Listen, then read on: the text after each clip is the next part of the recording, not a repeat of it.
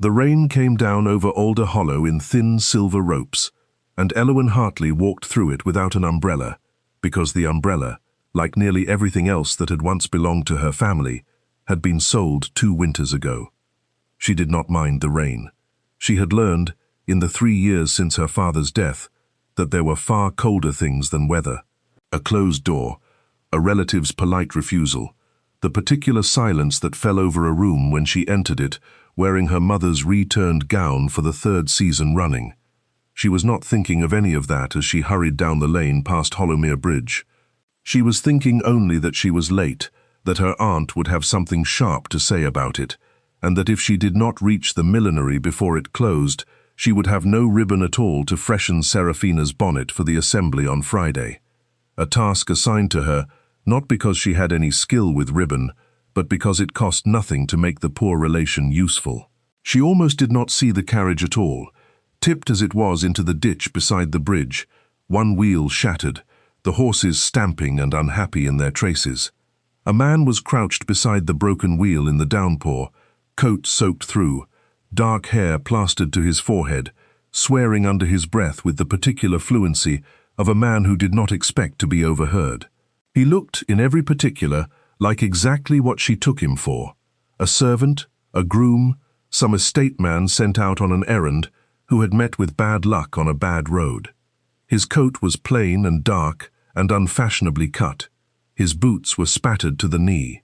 There was nothing about him, in that grey, unrelenting rain, to suggest he was anything but what he appeared to be. "You'll want a second pair of hands," Elowen said, setting down her basket without being asked, because 3 years of poverty had cured her of ever waiting for permission to be useful. He looked up, startled, and for just a moment something moved behind his eyes that she did not have time to name, because he answered her at once, in a voice too level for a man kneeling in a flooded ditch. "I would be grateful for them." She held the horse's bridle while he worked the wheel free, murmuring nonsense to the animal, the way her father had taught her once, a lifetime ago, when there had still been horses of their own. The man glanced at her more than once. She did not notice. She was too busy being furious, in the comfortable, familiar way she reserved for a single subject. "You're fortunate it isn't worse," she told him, raising her voice over the rain. "Though I suppose if you serve the Duke of Alderidge, misfortune is simply part of the position." That got his attention properly. He straightened, wiping rain from his jaw. "You know His Grace, then?" "I know of him," she said, with the particular scorn of a woman who has been forced to hear a name too many times over the dinner table. "My aunt speaks of nothing else. The great Duke of Alderidge, come at last to choose a bride before his father's health fails entirely. She has spent a month deciding which gown will best display my cousin's charms to him, as though he were a prize bull at the county fair, and Seraphina the ribbon meant to catch his eye." "A harsh comparison," the man said, and there was something in his mouth that might have been the beginning of a smile, quickly suppressed. "He's earned it, from what I hear. Cold, proud, says perhaps 10 words a week, and expects the world to fall over itself, gathering them up like scripture. My aunt says he inherited his father's temper without his father's charm, which she considers a great pity, since apparently his fortune more than makes up the difference." Elowen shifted her grip on the bridle as the horse tossed its head. "I confess I do not envy whichever poor girl he settles on. Being a duchess must be very fine. Being married to a man who looks at you like a ledger entry, that I cannot imagine is fine at all." The man worked in silence for a moment. When he spoke again, his voice had gone carefully neutral. "Perhaps he has his reasons for seeming as he does." "Perhaps," Elowen said, unmoved. "Reasons rarely soften disposition, in my experience. My uncle had reasons too, and it never once stopped him being disagreeable at breakfast." She looked skyward, at the rain that showed no sign of relenting, and sighed. "Forgive me. You did not ask for my opinion of dukes, only for help with your wheel, and I am keeping you from it with talk. You are keeping the horse a good deal calmer than I managed alone," he said. "I count that a fair trade for your opinions, whatever their subject." She laughed, a real laugh, surprised out of her, the kind she rarely allowed herself these days, and did not see how carefully he watched her when she did. They freed the wheel between them, and he thanked her with a courtesy that struck her, distantly, as rather finer than she would have expected from a groom, though she thought little of it at the time. She picked up her basket. The rain had soaked clean through her cloak, and she was later now than ever, and her aunt's temper would want managing, and she had a ribbon still to buy. "I did not ask your name," the man said, as she turned to go. "Elowen Hartley," she said. "Of Hartley Cottage, though there is little enough left of the Hartley fortune to justify the name of it." She said this lightly, the way one says a thing one has grown tired of being ashamed of. "And you?" He hesitated. She would remember, later, exactly how long that hesitation lasted, and said, "Ashford. Everyone calls me Ashford." "Well, Mr. Ashford, I hope your master doesn't dock your wages for a ruined wheel that was scarcely your fault." She smiled once more and walked on into the rain, and did not look back to see him watching her go, with an expression no groom, in the whole history of England, had ever worn for a passing stranger. She had walked away with nothing. No ribbon yet bought, no dry cloak, no notion whatsoever that the man she had just called cold and proud to his own unrecognized face had, in that quarter hour beside a broken carriage wheel, quietly and irrevocably decided that he would marry her if it was the last thing he did in this world. His name was not Ashford.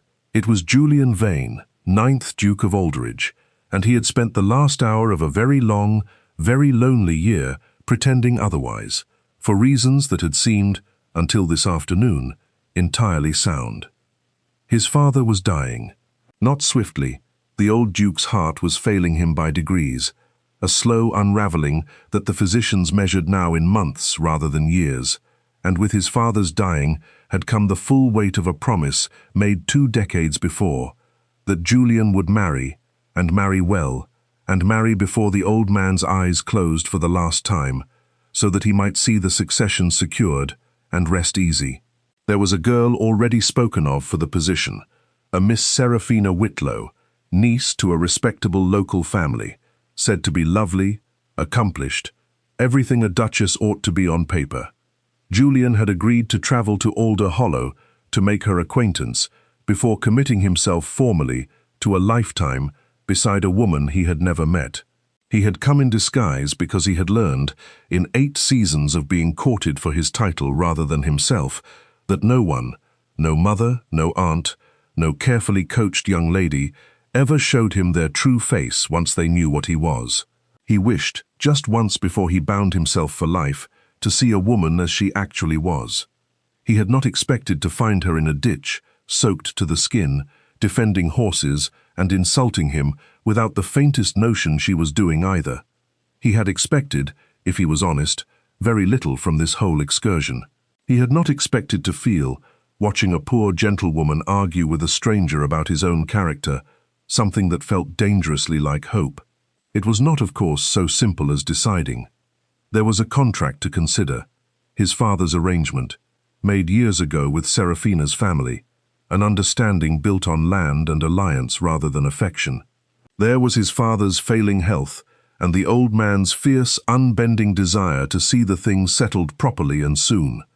There was the whole architecture of duty that had shaped every day of Julian's life since he was a boy of 12, learning his letters and his lineage in the same breath. But there was also Elowen Hartley, walking away down a muddy lane with her basket and her wet cloak and her unguarded laugh, and Julian Vane, watching her go, found that for the first time in a very long while, duty and desire had pointed, however impossibly, in the very same direction. He did not yet know that her family's cottage bore the name Hartley for the same reason his own signet ring bore a particular crest, because both families had once, a generation past, been bound together by a promise neither of the young people now living had ever been told about.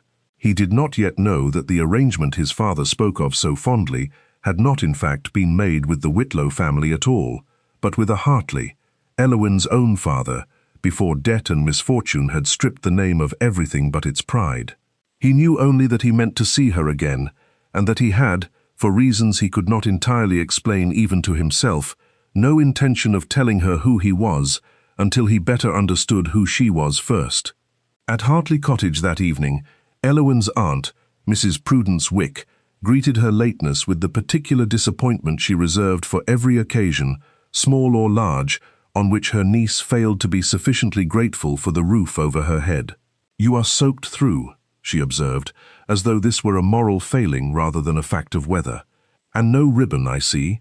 Honestly, Elowen, one task, one, and Seraphina's bonnet is to be seen by the Duke himself on Friday, should he condescend to attend the assembly. I'm sorry, Aunt. There was a carriage overturned by the bridge." I stopped to help. "You stopped," Mrs. Wick repeated, in the tone of a woman uncovering evidence of a crime, "to help a stranger's carriage when you were sent for ribbon." Seraphina, golden-haired and lovely, and entirely unbothered by the exchange, looked up from her needlework with mild curiosity. "Was it a fine carriage, Elowen?"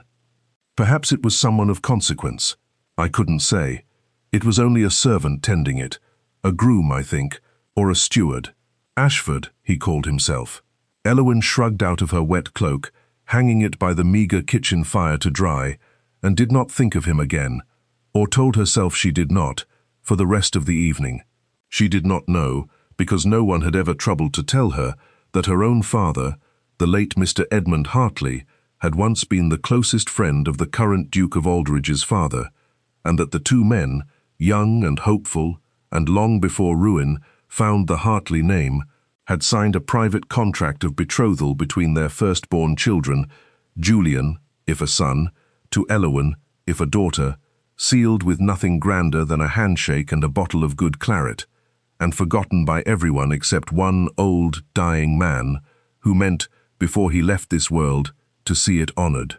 She did not know that the letter announcing this very fact was, at that moment, sitting sealed and unopened in a drawer of her uncle's writing desk, where Mrs. Wick had placed it 8 months before upon its arrival, judging, with the particular cruelty of a woman protecting her own daughter's interests, that its contents would only unsettle a household already unsettled enough, and that a plain, penniless niece had no business inheriting a duke's attentions that could go instead to a daughter far better suited to make use of them.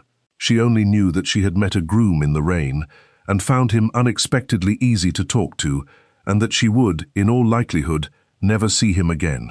She was wrong on that last point within 4 days. She encountered him first at the edge of the Alderidge estate's tenant farms, where she had gone, as she often did, quietly, without her aunt's knowledge or approval, to bring a basket of bread and remedies to old Mrs. Coulter, whose chest had been troubling her since the winter, and whose family could not always spare the coin for a physician. She found Ashford there ahead of her, crouched beside the old woman's fire, mending a broken hinge on her cottage door, with quiet, competent hands. "You again," she said, more pleased than she meant to sound. "Miss Hartley." He rose, and something in the way he said her name made her feel, absurdly, as though she had been waited for. "I did not expect to find you in a tenant's cottage." "Nor I you," she said. "Do estate stewards mend hinges now, or is Mrs. Coulter simply fortunate?"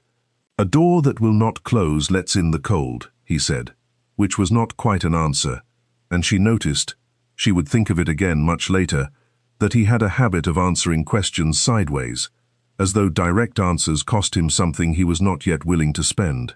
They fell, over the following weeks, into a pattern neither of them named aloud. She brought bread and remedies to the tenant families. He was, more often than not, already there, or arrived soon after, mending what wanted mending, listening to complaints about rents and roofs, with an attention that struck her as remarkable in a man who was, by his own account, merely following his master's instructions. She told him things she had not told anyone in 3 years, about her father's death, about the slow, grinding humiliation of dependence, about the particular ache of being loved conditionally, only so long as she was useful and unobtrusive and did not presume to want anything for herself. He told her almost nothing about himself, and she noticed that too, though she forgave it easily, because she assumed, reasonably, given what she believed him to be, that a servant's life held little worth the telling.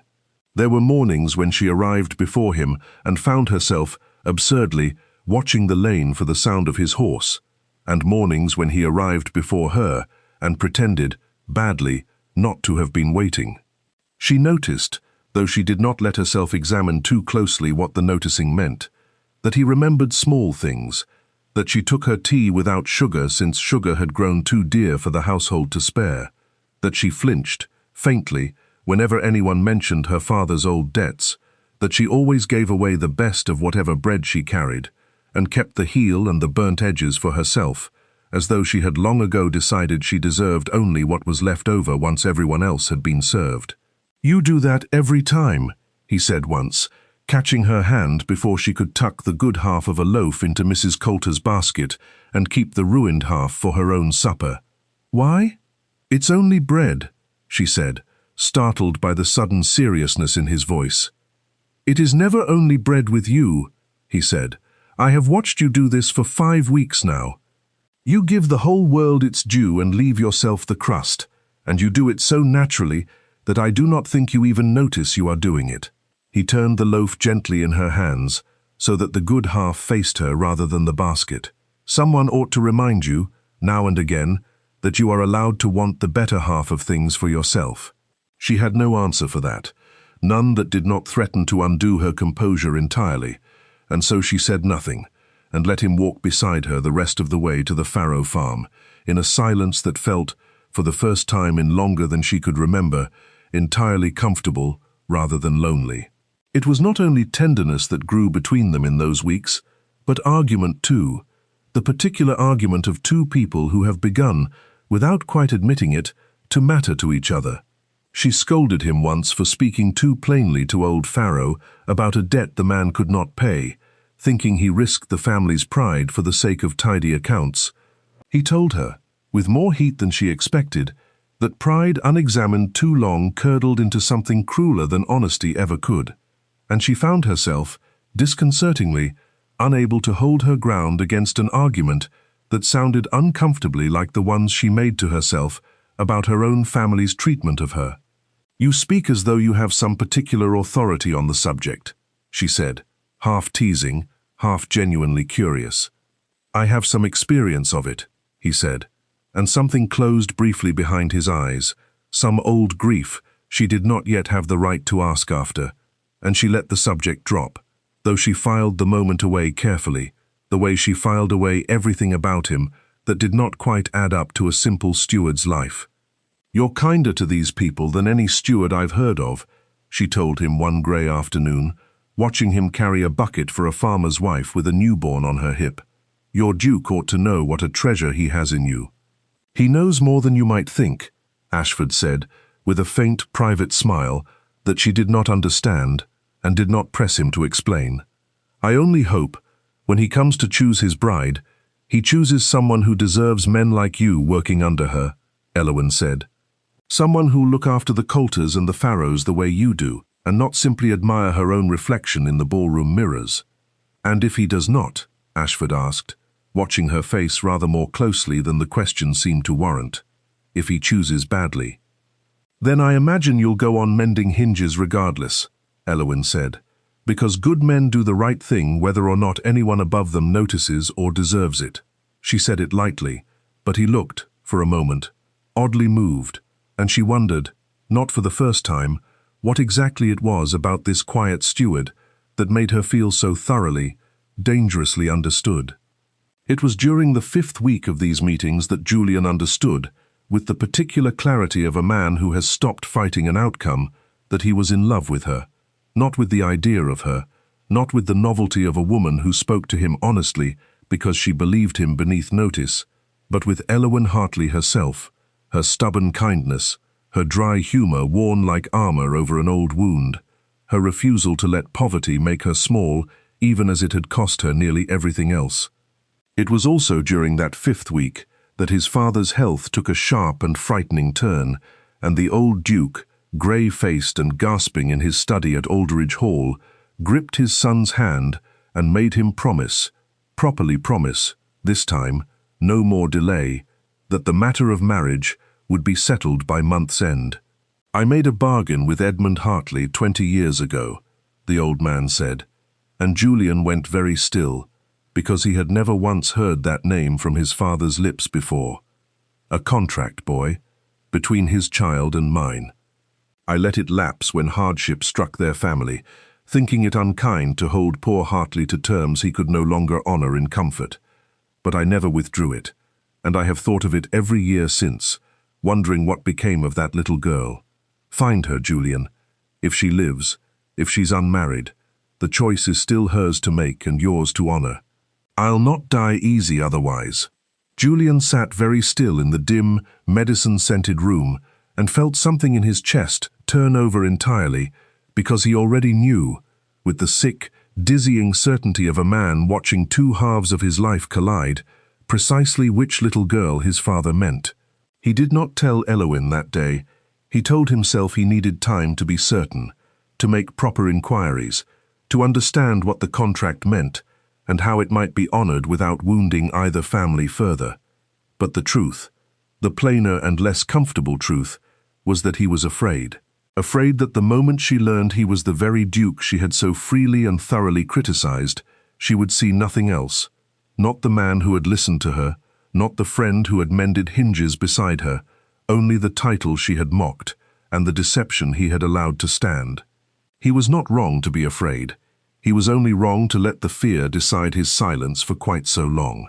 There was, in those same weeks, a complication Elowen had not asked for and did not want.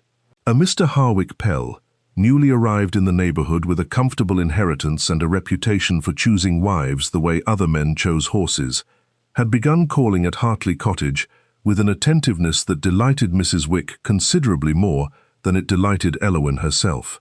"A sensible match," Mrs. Wick pronounced, watching Mr. Pell's carriage depart after his third visit. "Comfortable, respectable, and not above noticing a girl without a dowry, which is more than I expected any man of sense to do.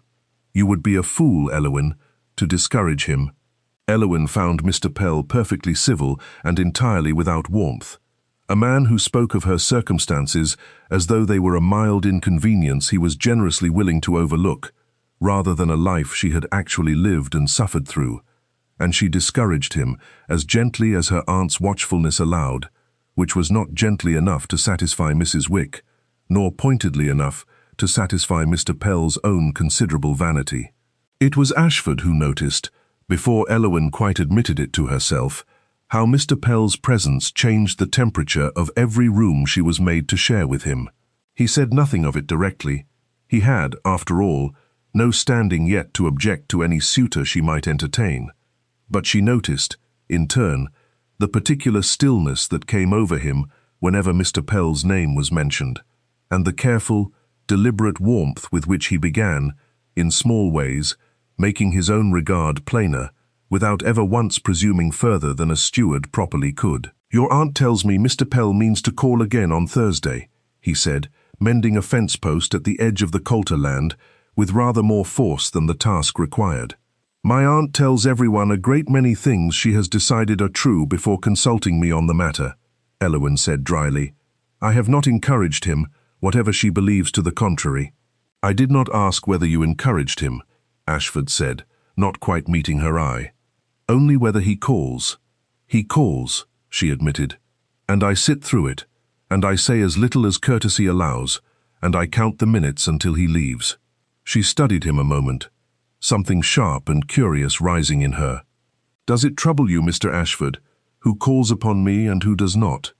"It is not my place to be troubled by it," he said, which was, she noted, no answer at all, and which told her, though she would not let herself believe it fully until much later, a good deal more than a plain denial would have done. Mrs. Wick, sensing an unwelcome rival for her plans in a quarter she did not fully understand, grew sharper with Elowen in the days that followed, hinting more than once that a girl in her position could not afford to be particular, that Mr. Pell's patience would not last forever, that gratitude for whatever offer came her way ought to outweigh any private preference she might be nursing for a man beneath her own reduced station. Elowen bore it as she had borne 3 years of similar remarks, with a silence that cost her more each time than her aunt ever troubled to notice, and found, increasingly, that the only hours in which she felt entirely herself were the ones spent walking tenant lanes beside a man she believed to be nothing more than an estate steward. The assembly at Alder Hollow arrived, as assemblies do, whether or not anyone feels ready for them.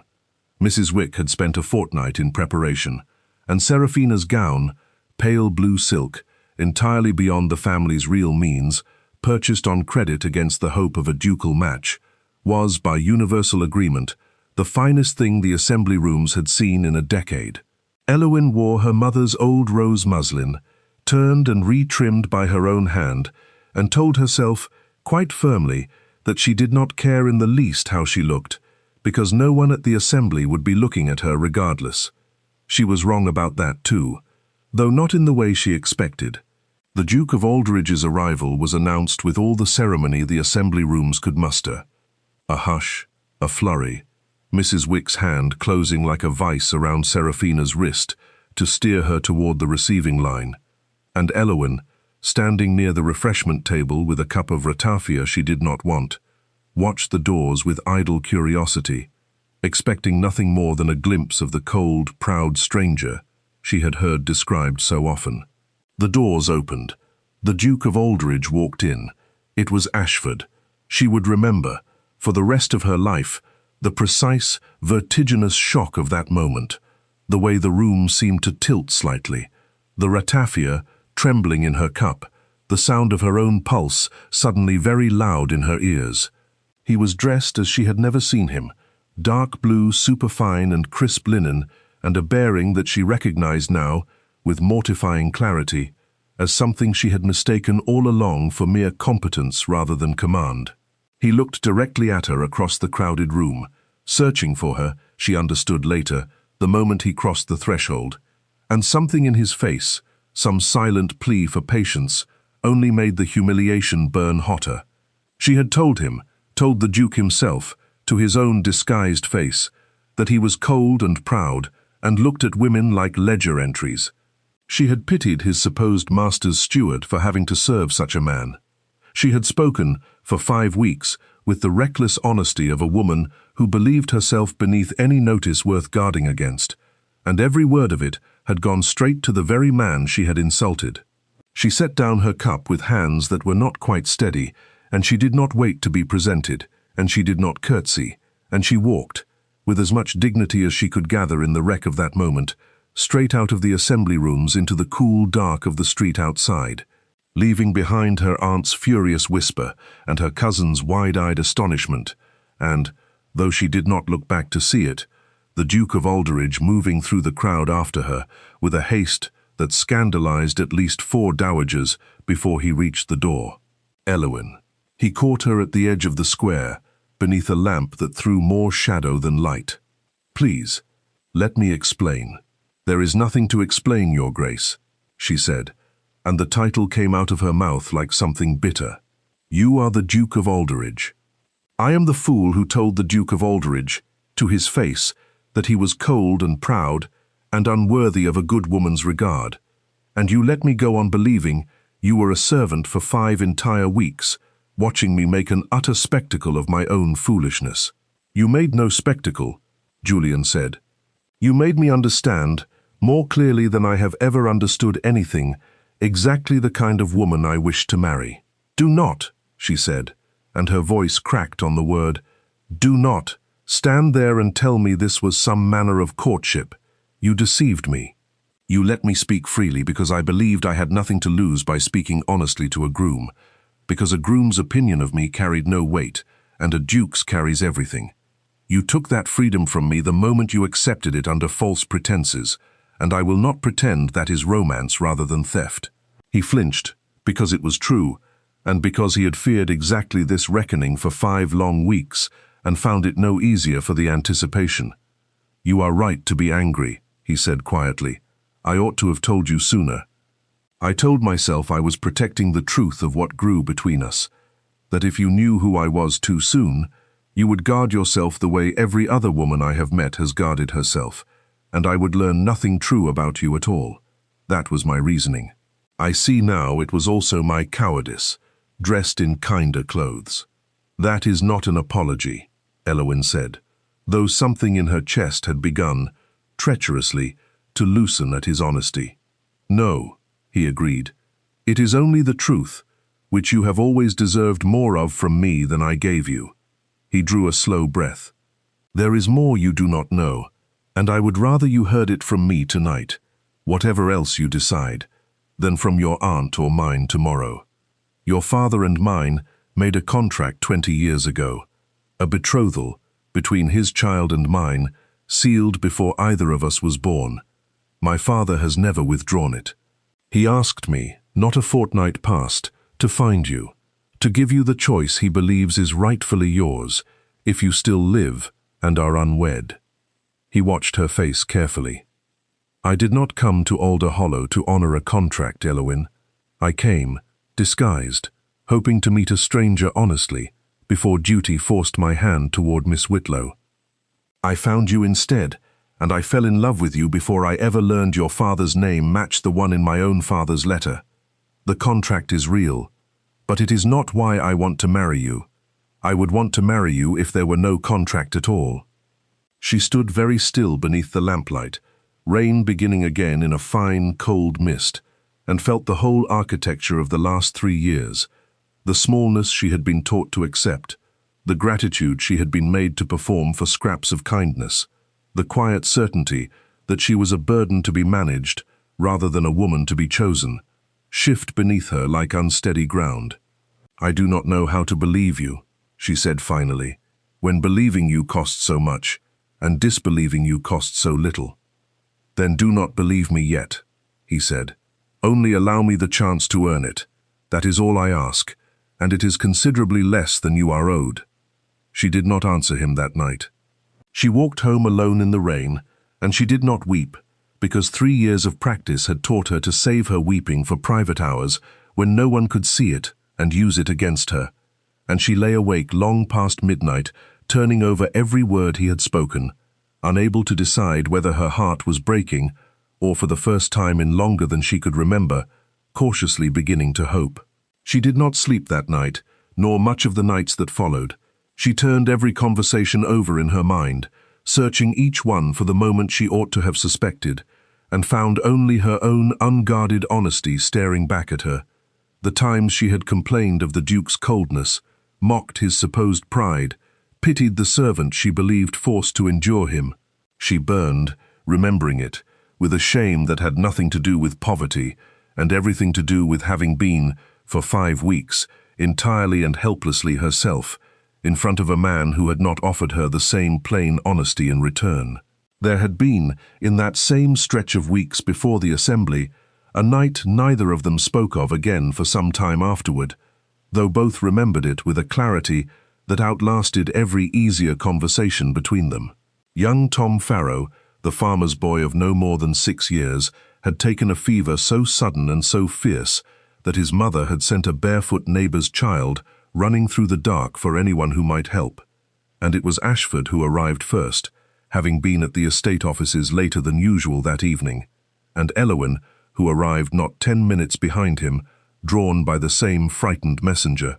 They worked through the worst of that night together, in the low, close heat of the Farrow cottage, sponging the boy's burning skin with cool water, coaxing broth past lips too parched to properly swallow, trading watch so that neither of them collapsed from exhaustion before the fever broke. Somewhere near 3 in the morning, with the child finally sleeping quiet and even beside his weeping, grateful mother, Elowen sat back against the cottage wall and found Ashford watching her with an expression she had not yet learned to name, though it frightened her a little, how gently he studied her, as though she were something rare he had stumbled upon and did not quite trust himself not to disturb. "You are very good in a crisis," he said quietly, so as not to wake the boy.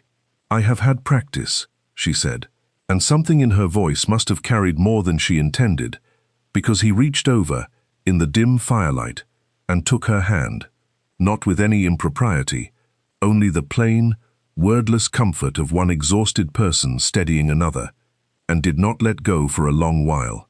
"I wanted, that night, to tell you everything," he confessed to her much later, after the truth of him had finally come out and the worst of her anger had begun, slowly, to soften into something more forgiving. "Sitting there in the Farrow cottage, watching you fight for that child's life, as though he were your own blood, rather than a tenant's son, I very nearly told you who I was, because I could not bear, in that moment, to be anyone less honest with you than you were being with the whole world around you. I lost my nerve. I have regretted it every day since." "Why did you lose it?" she asked, not unkindly, only wanting finally to understand. "Because I was afraid," he said simply, "that once you knew what I was, you would never again look at me the way you looked at that child, as though whatever love you gave without calculating first what it might cost you to give it. I wanted, selfishly, to keep that a little longer before I risked losing it entirely." It was, she came to understand, the truest and most damning thing he ever told her about his silence, and she forgave him for it slowly, not all at once, but she never doubted, after hearing it, that his fear had been real, even where his judgment had failed them both. Mr. Pell, hearing of the Assembly's astonishing revelation along with the rest of the county, called at Hartley Cottage the following afternoon with an air of a man scenting opportunity in another man's scandal.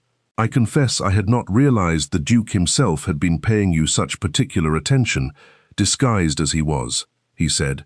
With a smile, Elowen found she could no longer tolerate even in small doses.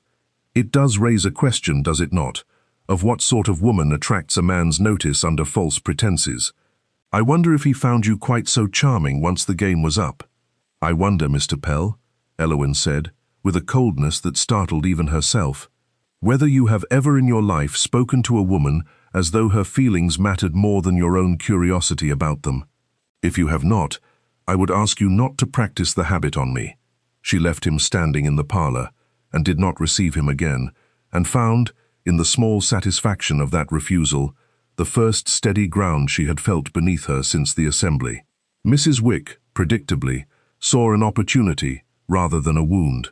Within 2 days of the Assembly, the contract, once its existence became known, as such things inevitably do in households with thin walls and thinner discretion, became, in Mrs. Wick's telling, an inconvenience to be managed rather than a promise to be honored. "A betrothal made in ink 20 years old, to a girl who has nothing," she said to her husband, loudly enough for Elowen to hear through the parlor door. "It cannot possibly stand against a family who can offer the Duke connections, dowry, everything Elowen cannot. Seraphina is the sensible match.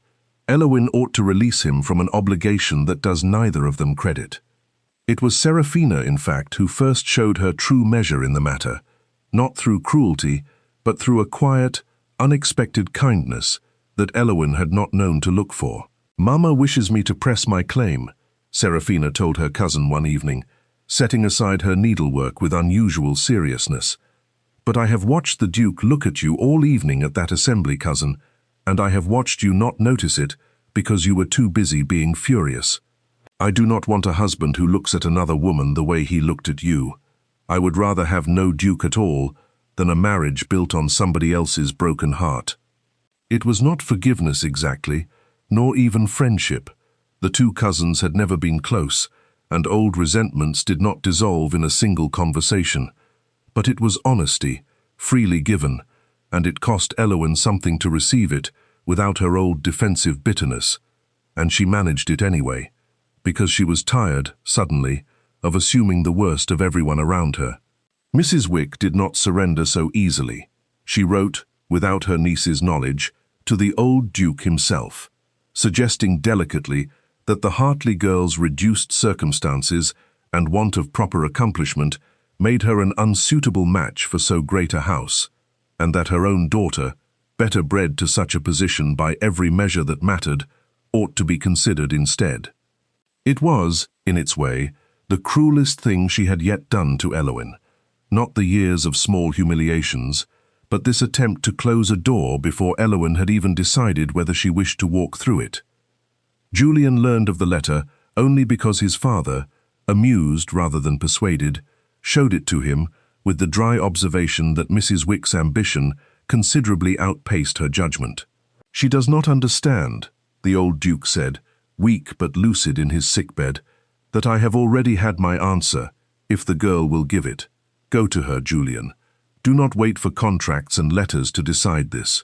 Ask her yourself, as a man, not a duke." Julian did not go at once.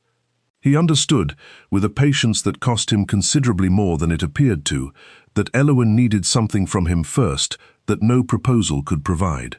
Proof, not of his rank or his fortune or even his feeling, but of the plain fact that he had meant every word he'd spoken to her as Ashford, and that the man she had come to trust in 5 weeks of tenant cottages and mended hinges was not a performance he had shed along with his borrowed name.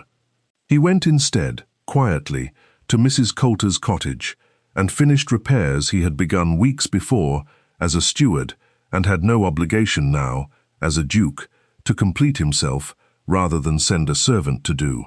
He went to the Farrow farm and settled, from his own private funds rather than the estate's ledger, a debt that had been quietly crushing the family for 2 winters, asking nothing in return and swearing the family to no particular secrecy about it, because he wanted the truth of it to reach Elowen exactly the way truths reach small villages, sideways, through other people's mouths, in a form she could not suspect him of arranging for her benefit. It reached her within the week, as he had known it would, carried by Mrs. Coulter herself, who arrived at Hartley Cottage with a basket of preserves and an unstoppable eagerness to describe how His Grace, the Duke, had come himself, in his own coat, on his knees before her hearth, to finish a hinge he'd started as a common steward weeks before, and how he'd settled the Farrow's whole debt without a word of it to anyone, quiet as you please, not looking for thanks, nor getting much beyond what decency required him to accept. "He does not seem, from what I hear, to be the cold and proud man your aunt describes," Mrs. Coulter said, watching Elowen's face with the shrewd kindness of an old woman who had buried a husband and raised 4 children and learned along the way precisely how to read a young heart trying not to be read. "Seems to me a man who does kindness because it wants doing, not because anyone's watching to praise him for it. That's a rarer thing in a duke than you'd think, my dear, and rarer still in anybody at all." Elowen said nothing to that, because there was nothing safe to say. But that night she took out, for the first time since the assembly, the small collection of memories she had been trying determinedly not to examine, the particular gentleness with which Ashford had handled Mrs. Coulter's door, the patience with which he had listened to every grievance of every tenant on the estate, the quiet, watchful way he had looked at her across 5 weeks of conversation she had believed, at the time, entirely without consequence. She understood, turning it all over in the dark, that the man had never lied to her about his character. He had lied about his name and his station, and that was no small thing, and she would not pretend the wound of it had fully healed, simply because his kindness turned out to be real rather than performed. But she understood too, with a clarity that frightened her rather more than the deception had, that she was in love with him, had been perhaps since the very first afternoon in the rain, long before either of them knew what the other one truly was, and that no title, however grand or however coldly rumored, changed the plain fact of who he had shown himself to be when he believed no one of consequence was watching. The old Duke of Alderidge died on a quiet Tuesday morning in early autumn, 3 weeks after the assembly, with his son's hand in his, and the knowledge, given to him gently the evening before, that Elowen Hartley had agreed, cautiously, deliberately, on her own terms rather than anyone else's, to receive Julian's formal courtship, contract or no contract, and decide for herself, in her own time, whether she wished to become his wife. "Good," the old man had said, his voice barely a thread by then. "Choose well, boy. Better than I did, in some things. A woman who tells you the truth when she believes it will cost her nothing, is worth 10 who flatter you because they believe it will earn them everything." He had smiled, faint and fond, and closed his eyes, and Julian had sat with him until the end, grieving a father he had loved imperfectly and been loved by in return, and finding, in the wreckage of that grief, an unexpected steadiness in the promise he had made, that whatever else changed now, this one thing would not. The new Duke did not rush his courtship, though the whole county expected him to, and though Mrs. Wick's letters grew increasingly desperate as autumn wore toward winter, and the match she had hoped to arrange for Seraphina slipped further from reach. He came to Hartley Cottage properly, formally, in his own name and his own carriage, and asked Elowen's permission, not her aunt's, not any guardian's, but hers alone, before he called on her again. He brought her, on their third proper visit, not flowers or jewels, but a single, worn letter, her father's own hand, 20 years old, setting down in careful ink his hopes for a daughter he did not yet have, that she might grow into a woman worthy of love freely given rather than merely arranged. Elowen read it 3 times before she could speak, and when she looked up, Julian was watching her with an expression so unguarded, so entirely without the careful neutrality he had worn as Ashford, that she understood at last the difference between a man performing kindness and a man simply, helplessly, being kind. It was not, even then, a smooth road. There came an evening, not long after his father's funeral, when Mrs. Wick, desperate and increasingly reckless in her scheming, called on the dowager relations of the Alderidge household and suggested, with a delicacy that fooled no one, that the Hartley girl's long acquaintance with the Duke, while he travelled in disguise, raised questions of propriety that a family so newly bereaved could ill afford to have whispered about in town. It was a petty, ugly manoeuvre, meant to frighten Julian's remaining relations into pressing him toward Seraphina after all, or failing that, towards some more socially unimpeachable match entirely, and for one bitter evening it very nearly succeeded, as an aunt of Julian's late mother arrived at Alderidge Hall to urge caution, propriety, distance, anything in short, but the marriage Julian had already resolved upon. Elowen heard of the visit before Julian could soften it for her, carried to her, as such things always seem to be, by a well-meaning neighbour eager to share the latest report from the great house. She sat with the news a long while before she went to him, and when she did not go pleading or frightened, but with a spine straightened by 3 years of practice, absorbing exactly this kind of blow, and refusing to be flattened by it. If your family's opinion of me is so easily turned by a rumour my own aunt invented out of malice, she told him, standing very straight in the cold entrance hall of Alderidge Hall, then I would rather know it now, before either of us is bound to the other by more than affection alone. My family's opinion, Julian said, crossing the hall to stand before her, does not decide who I marry. It never has, whatever anyone tells you to the contrary. I sat with an aunt for 2 hours this evening, telling her precisely that, in terms I do not think she will soon forget, and I would tell her again tomorrow, and every day after, for as long as it takes for the matter to be settled beyond any further doubt. He took her hands, cold from the evening air, and held them without ceremony. I am not offering you a conditional love, Elowen, dependent on the good opinion of aunts and dowagers, and anyone else who might find your circumstances inconvenient to their own ambitions. I am offering you the whole of it, unconditional, or I am not offering it at all. Tell me which you believe, and tell me honestly, whatever it costs either of us to hear it. I believe you, she said, and this time there was no hesitation in it at all, only the quiet, hard-won certainty of a woman who had finally stopped waiting to be told she deserved to be chosen, and simply allowed herself to be.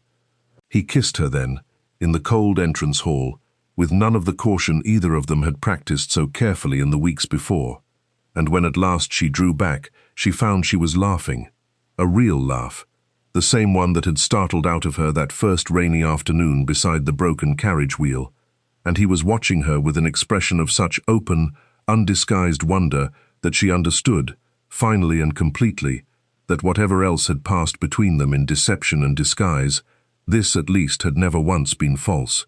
I do not offer you a title, he said quietly, some weeks later, when he came to Hartley Cottage properly, to ask her formally for her hand, her father's letter still resting on the small table between them. I offer you what I offered you in the rain by that bridge, myself, as I actually am, for whatever that is worth to you. The title comes with it whether either of us wishes it or not, but it was never the thing I meant you to choose. I know, she said, and found, to her own surprise, that she believed it completely. I chose that already, weeks ago, before I knew what it would cost me to admit it.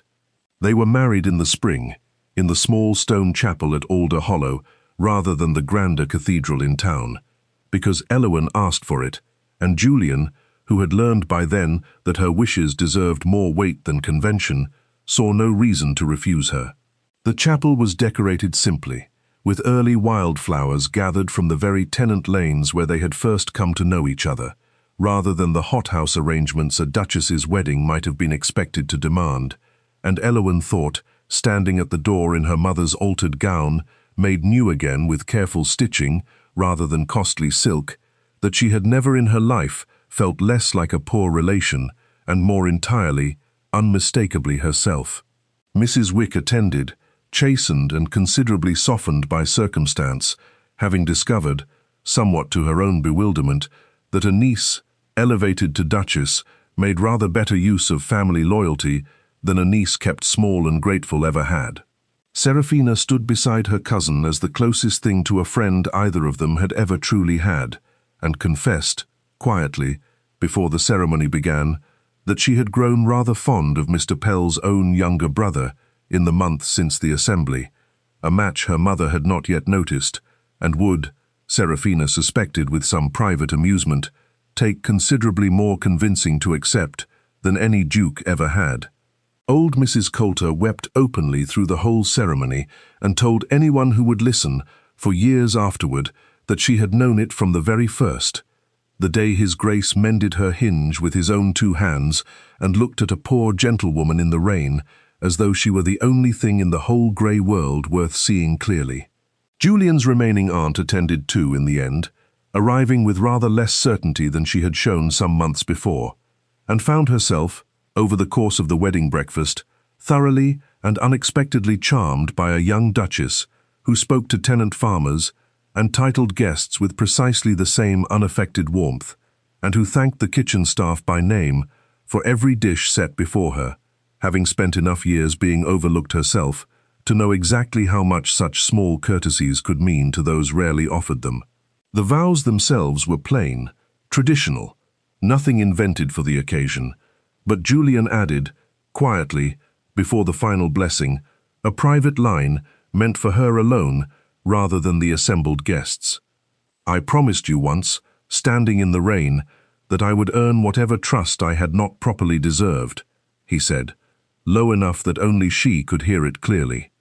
I mean to go on earning it every day we are given, not because a contract or a title demands it, but because you are the truest thing that has ever happened to me, and I do not intend to waste a single day forgetting it.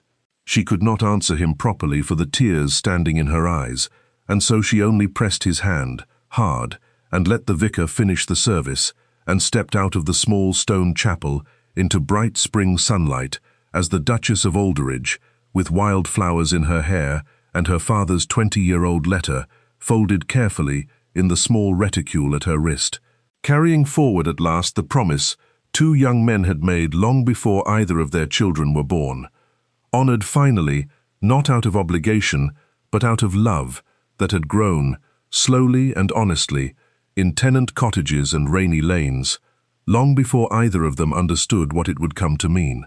Elowen Hartley, who had once walked away from a broken carriage with nothing but a basket of bread and no notion at all that the man she'd left behind had already decided, in the space of a single rainy afternoon, to make her his wife, became the Duchess of Alderidge, not because a contract demanded it, and not because a title required filling, but because a man had watched her be honest when she believed honesty cost her nothing, and found in that honesty something he was no longer willing to live without.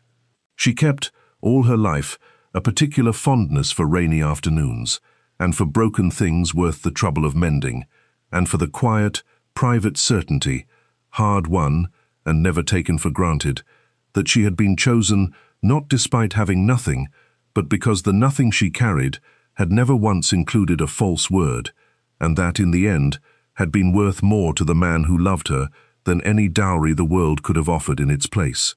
Years later, when their own daughter asked how her parents had come to marry, Elowen would tell the story the same way every time, sitting by the nursery fire with the girl's small hand in hers, that she had once helped a stranger free a carriage wheel from the mud, believing him nothing more than a groom, and had walked away afterward, thinking she had gained nothing at all from the encounter but wet skirts and a lost afternoon.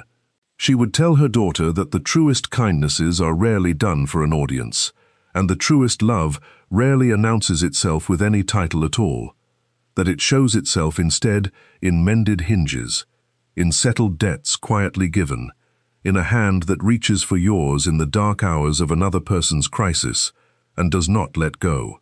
And she would tell her, last of all, that a woman who believes she has nothing to offer the world is very often mistaken, and that the whole of her own happiness had begun on an ordinary, rain-soaked afternoon when she had given away the one thing she never knew she possessed in such abundance, an honest heart, offered freely to a man she believed could never think less of her, because she believed, wrongly and then rightly, that he already thought nothing of her at all.